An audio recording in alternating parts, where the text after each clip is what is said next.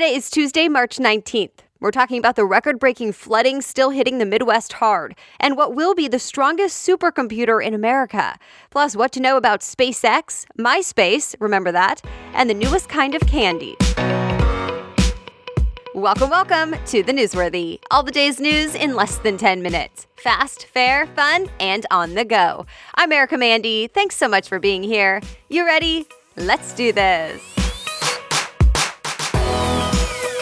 The Midwest is bracing for more rain and more flooding this week and throughout the spring. This is on top of the already historic flooding the area has already seen this week.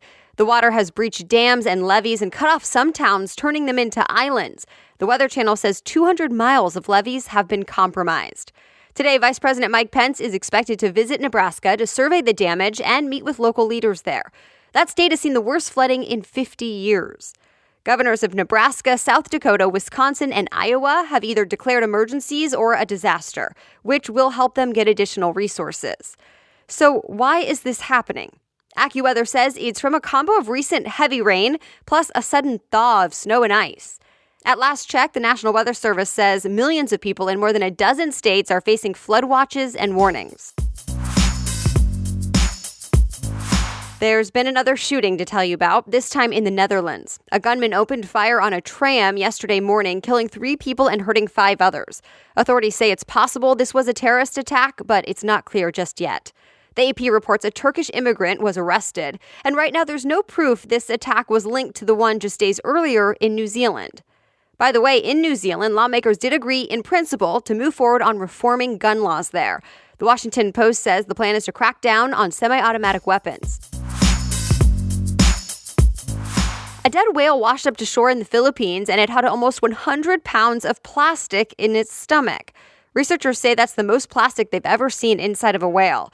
NPR reports most of it was plastic bags.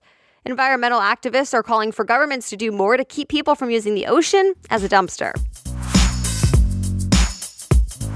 A new supercomputer is in the works, and it could help with everything from climate predictions to cancer research.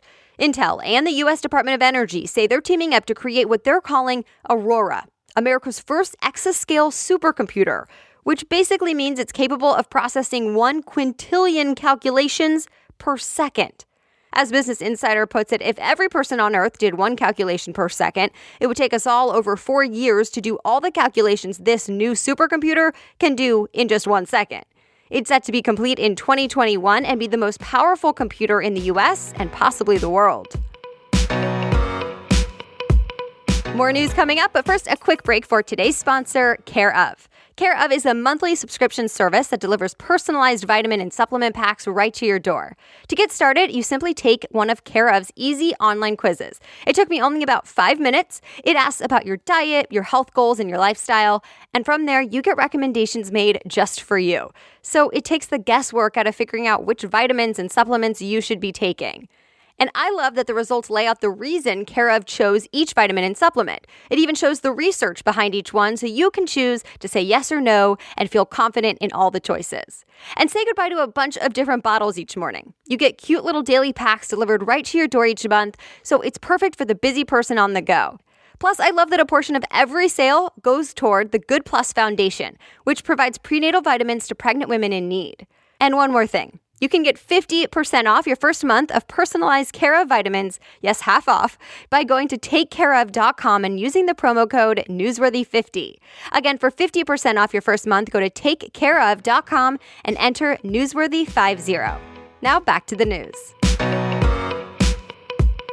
It's the first prototype of Starship, the launch system SpaceX hopes will eventually take people to Mars. And tests of the prototype are expected to start as soon as this week. SpaceX calls the prototype Test Hopper. Business Insider says Test Hopper can't actually launch into space, but it will test out some hardware and ideas that SpaceX needs to create Starship. Musk hopes Starship will reach orbit as soon as next year and send its first crew around the moon in 2023. As for Mars, Musk is at least hoping for 2024. By the way, Starship used to be known as just Big Falcon Rocket. Remember MySpace? Well, it apparently deleted 12 years worth of users' content by mistake.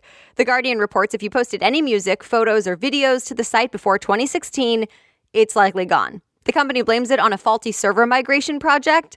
Music took the biggest hit. Engadget says about 50 million songs were deleted. Remember, MySpace was once a huge music platform. Oh, and multiple reports say this actually happened a year ago, but MySpace is just now telling us about it. Facebook wants to give users more local news, but it's having a hard time finding it. Last year, the company started a service called Today In. The service collects news stories from local outlets. It's working for users who live in cities with local news stations and newspapers, but the social media site found 40% of Americans actually live in cities where there wasn't enough local news. So Today In isn't very useful in those so-called news deserts. Facebook says it's trying to fix this issue. Axios reports the company plans to share research with academics to figure out a solution and give out grants to people who could help.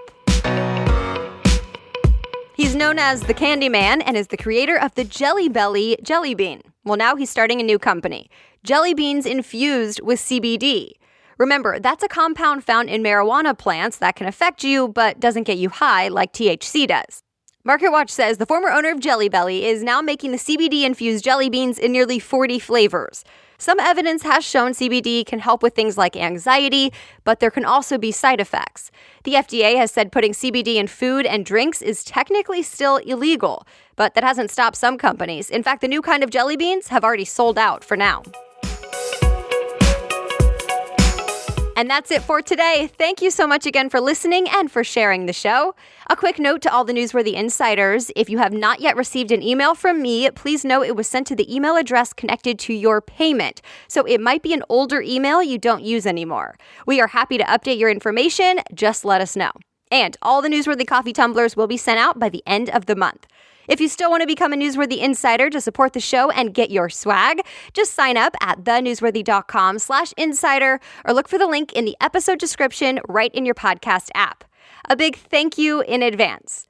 And if you want to read more about any of the stories we talked about today, just go to the homepage of thenewsworthy.com, click episodes, and look for today's date. You'll find all the story sources and links right there. The Newsworthy is ready for you to listen every weekday by 4 in the morning. I'll be back with more news tomorrow. Have a great day.